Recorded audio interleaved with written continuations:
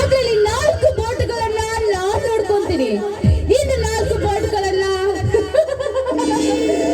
ನನ್ನ ತಮ್ಮ ಸಲಾರ್ ನೋಡ್ಕೊಳ್ತಾನೆ. ಈ ಬೆಳಗ್ಗೆ ಬಂದರಿನಲ್ಲಿ